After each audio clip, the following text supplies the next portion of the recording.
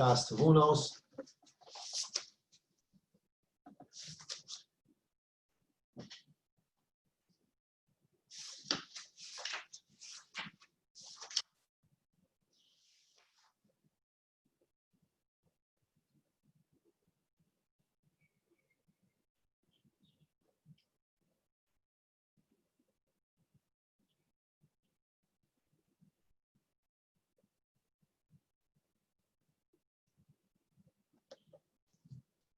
We're on page Mem Daled 44.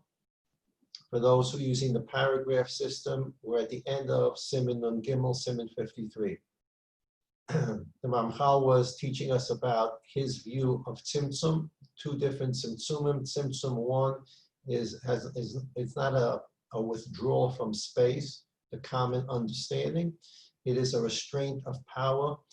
God decided, that was his Ratzon Elyon, that was his will, that the creation would not be an image version of his perfection, which is never to be even touched, discussed. We don't know anything about it. We can't even discuss it. We're not permitted to discuss it. When the Rebbe Shalom created a Bria, he restrained his power, and we did not. We're at Tzelem Elokim, but we're not at Tzelem Elokim of him. We're not his perfection. We are not his wisdom. We are not his power. We are just at Tzelem. Tzelem meaning, in one way, a sort of a reflection, shadow of Rebbe Shalom in certain facets, but we're not God. Right? People, they quote unquote say that person has a God complex. We learned about yesterday in Yeshayahu about Nebuchadnezzar, Adamel Elyon. Nebuchadnezzar said, I am like the one above. I'm going to build a palace in the heavens because, as Rashi said, Nebuchadnezzar said, I'm not living with common human beings. I'm greater than common human beings. So the Rebbe Shalom did not create creation in the image of his perfection. We don't have his knowledge. We don't have his power. That's restraint number one. Now, once the Rebbe Shalom did create the world and created man, he could have made man perfect on the level of man level perfection. The Rebbe Shalom restrained that and also didn't create a perfect man. He created a perfectly imperfect man, perfectly imperfect Prius that we can join in the act of creation, perfect ourselves, and then get reward based upon our work. The hatov, the ultimate doing good, is when you've earned it, you deserve it. This process is a process that can't go on forever because the Rebbe Shalom doesn't want it to go on forever. If the very purpose was just to keep on giving people good things, even through the system of Bechira, people make good choices, they get schar. And the Rebbe Shalom wants to give schar. If that was the whole purpose of the world, that can go on forever. We don't need the 6,000-year expiration date that Chazal tell us. You can keep on having people born in perpetuity, and in perpetuity, the tzaddikim will get reward, and after they die, they'll go to Gan Eden, just keep on doing this forever. But since it's not going to go on forever, that means Rebbe Shalom, that's not the ultimate tachlis here. The ultimate tachlis is Gilui HaYichud, which we talked about, the revelation of God's unique sovereignty, Echad, Yochid, Umiyuchad. That's the purpose. And the Rebbe Shalom set a deadline for this. Adam Rishon had an opportunity to do this on the sixth day of creation. It didn't happen. We're trying to do that for the last 5,780 years. When we get to the point where we can get to, the Rebbe Shalom sends Mashiach to finish that Gilui HaYichud. That's why there's an expiration date. So Ramchal says, "Ulam ahanu ma'asav vadei b'klishas rachmav kaviyachos shazachanu shelo yaseh kechok shleimusa liyos habriyas shleim etchilosam." This is the second restraint we're talking about. The Rebbe Shalom decided that he wasn't going to create man perfect from the very beginning. They're going to be perfectly imperfect from the very beginning. And Adam Rishon was perfectly imperfect from the very beginning and had the opportunity to perfect himself at the Eitz Hadas Tov Ra, and he didn't. Elot Chilosam Chosam, the beginning of man is with imperfections. V'sofam yesh sholem, and at the end, he will perfect himself with the help of the Rebbe Shalom. This is all because of God's goodness. God's goodness is to bestow the ultimate goodness, which means perfection based upon what you earned. Because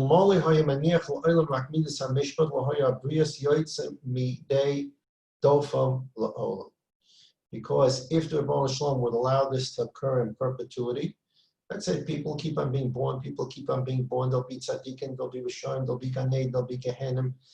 Mankind would never get out of their dophy. Mankind would never, as a complete mankind, now everybody can think about himself as a one-man ship, but as we mentioned, the Yerushalmi says the world is made up of a huge ship, everybody's on this ship, and a person that buys a seat on the ship and decides to drill a hole under his seat, people say, what are you doing? You're going to kill us all. And the person said, no. I paid for the seat. I can do whatever I want on the seat, under the seat. It's all mine for this voyage. They say to him, you can't do anything. They take him, they tie him up. You can't do whatever you want. We're all in this together.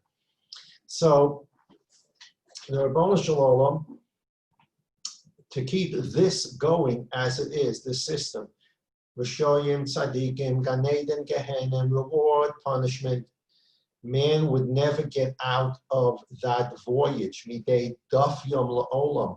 There would always be evil in the world. There would always be reward and punishment. That is not the goal.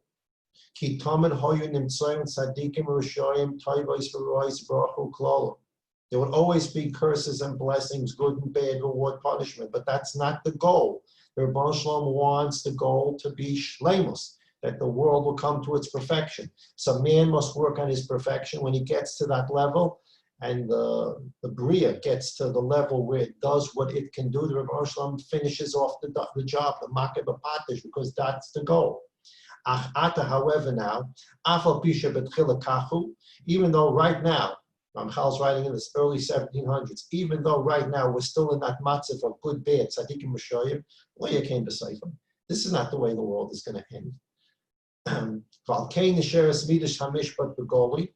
And therefore, what we see, as we explained yesterday, what we see openly is the Midas HaMishpat.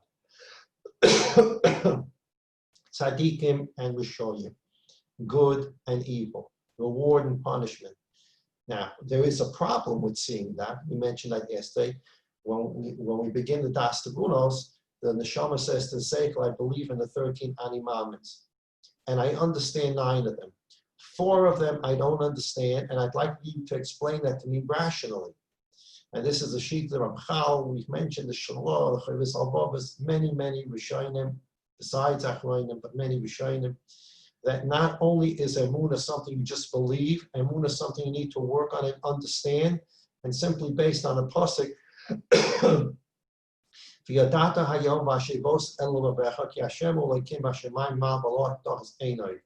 we say it every day in Elena. You shall know today, and let it sink into your heart. God is God, heaven and earth, and there's no other God. Believing in God and that there's no other God is Nemunah. But the pasuk says, V'yodata, you shall know. No means you have to put on your thinking cap and understand. V'yodata means I'm thinking about it, I understand it. So the Shita is developed that not only is Emunah something we believe in because our parents taught it to us, and our grandparents taught it to our parents, and Moshe Rabbeinu taught it to Yoshua, the Rebbeinu Shalom taught it to Moshe, taught it to Yeshua, it's a Messiah. Emunah also needs to be understood to the extent that a human being can work on it. Therefore,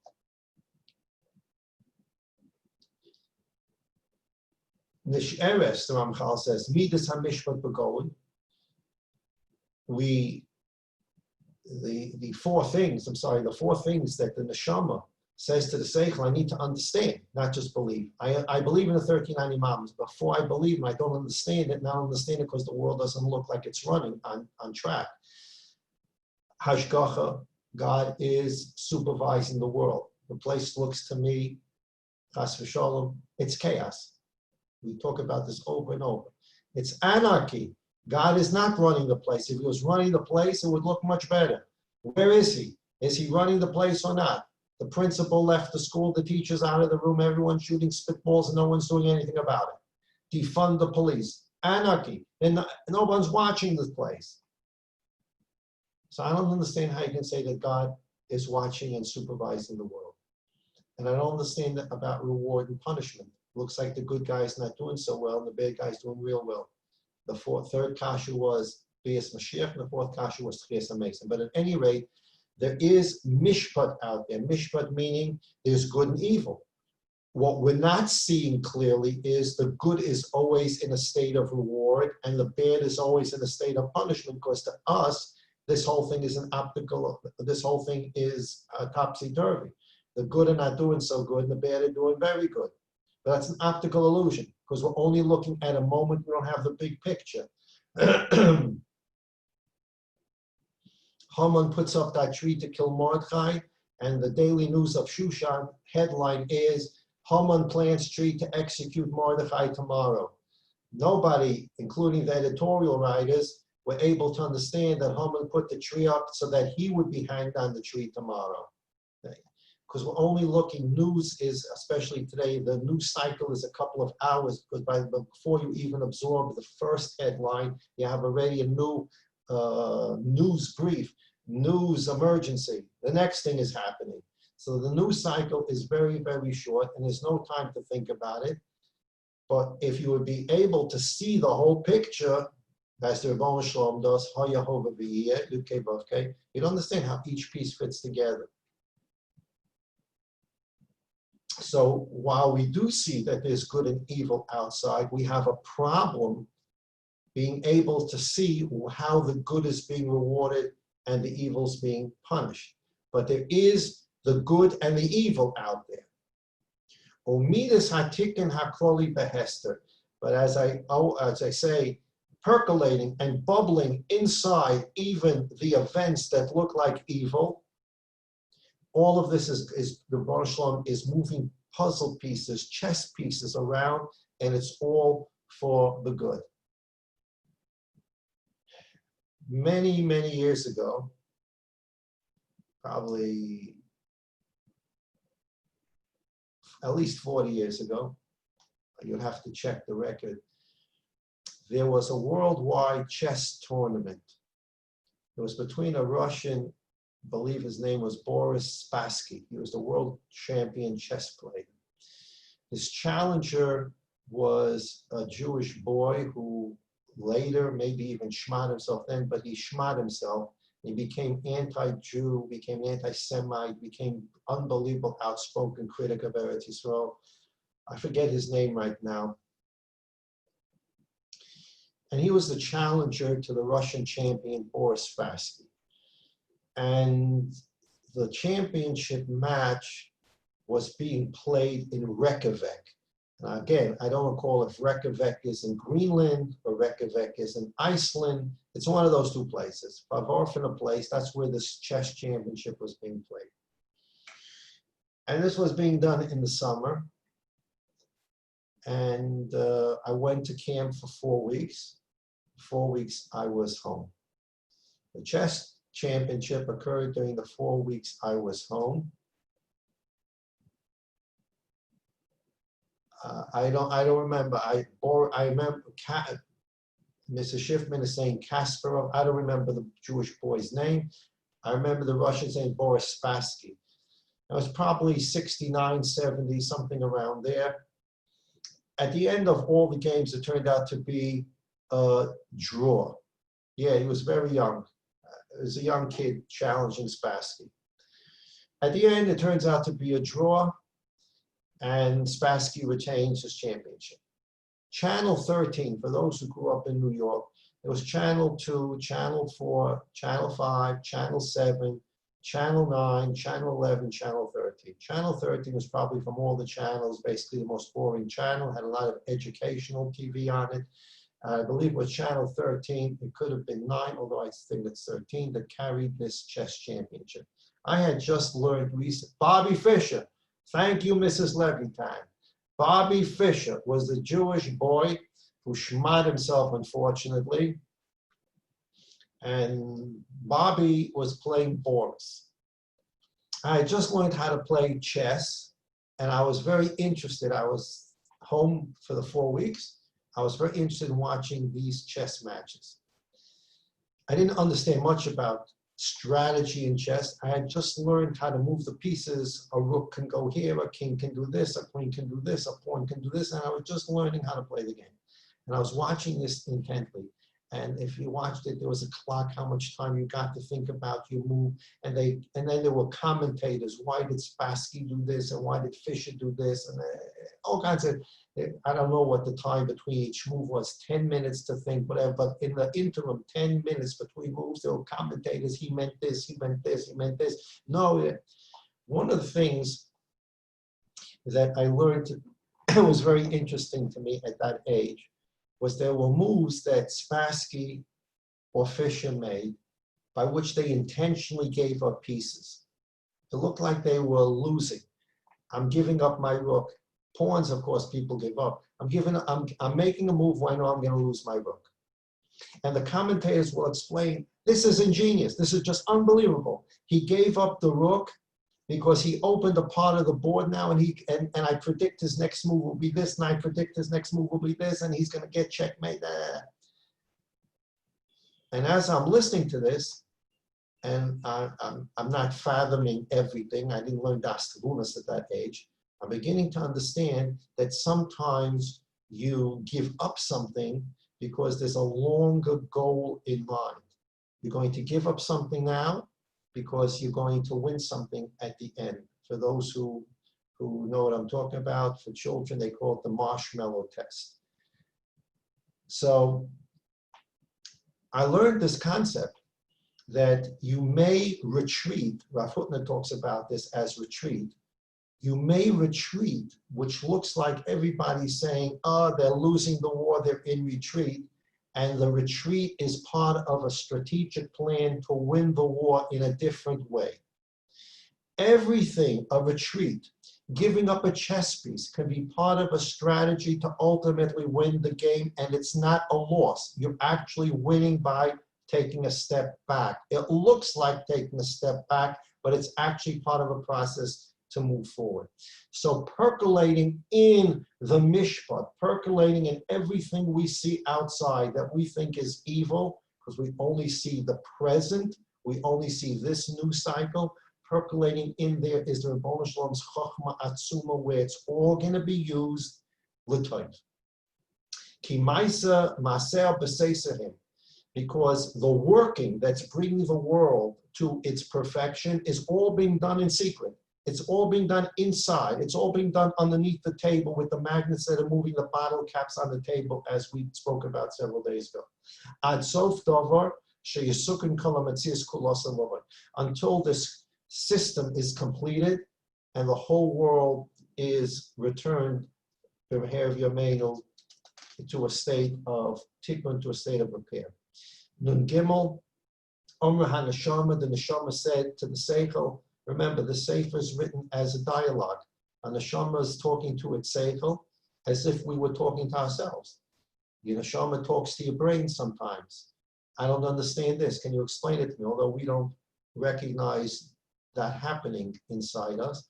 But when we're, so to speak, speaking to ourselves, many times it's the Neshama talking to the Seichel without our ability to identify who's talking to who. So Amra HaNeshama, the Neshama says to the Seichel, Atanis Yashafti. Now I understand. Ki vadei derech hatikun hakloli mechok tova yispachu vadai. Remember, we said there are two forms, root forms of God supervising the world. Hanhogis hamishpat, evil, good in the world that's going to be judged for reward and punishment.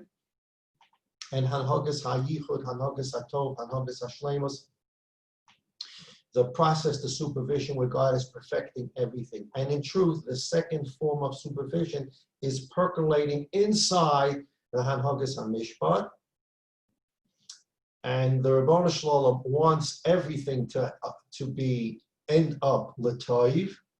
Ach al kolponim b'rtzoso lifel imonu rak lefi arkenu v'lo lefi arko. And the Neshama says, I understand your point now. This whole point began with the Ramchal talking about man perfecting himself and man perfecting the world, and the neshama had a kasha on page Mem Gimel, paragraph 51. I don't understand, Seichel, how you can talk about perfection. You already told me that we don't understand God's perfection. How can God perfect an imperfect world? God's perfection we're not allowed to talk about. We don't understand it. How can God perfect the imperfect world? The Ramchal now answered the question, and the neshama summarized the answer. Now I understand. There are two tzimtzumim. God first restrained his power so that we are not direct reflections of his perfection, and we will never be direct reflections of his perfection. Even Lasad Lavai, after Mashiach comes, God is God, man is man, whatever man's existence means at that time, but man is man. He will attain human perfection, but never will that first tzimtzum be undone. There's God and there's man. God restrained his power and did not create us in his perfection image, never to be changed. Tzimtzum number 2, once God created man, God could have created man on a man level of perfection. He would never do an Aveira, he would always do mitzvahs, the robot. And the Rebbeinu Shalom was mitzamtzim that power of his and created the imperfect man, even on the level of man, so that man can perfect himself and earn schar, the hatova. Therefore, when we talk about the perfection of man and the perfection of the world, we're talking last words in paragraph 53, page 44, Memdal. Lifo imonu raklafi arkenu. This is all about the human level, man perfecting himself on the human level. Velo lafi arko. Nothing that happens and nothing that's done in this world is done in a way that resembles in any way God's ultimate perfection. Nothing. It's not a shadow of it. It's nothing. We don't compare to it. Everything we talk about is to complete the work of man perfecting himself on the human level. Everything that we see in the world is a tzimtzum. We see God's power that has nothing to do, no connection with his true ultimate power. We see Rachamim, it is not connected to God's ultimate Rachamim. We see the Rebbeinu Shalom's Chochmah, absolutely not connected to his ultimate Chochmah, which we will never understand even after Mashiach comes. And the Ramchal will explain that in greater detail next year. All those Yidden that need Yeshua should have Yeshuas. All those Yidden need Nechamas should have Nechamas. All those Yidden that need Refuah should have Refuahs. Only the Rebbeinu Shalom sends Yeshuas, Refuahs, Nechamas. He has Shluchim in the world. Could be a doctor, could be others, but they're Shluchim. We appreciate all the work they do. We appreciate all the medical professionals that are helping us in these trying times, but they are Shluchim from the Rebbeinu Shalom.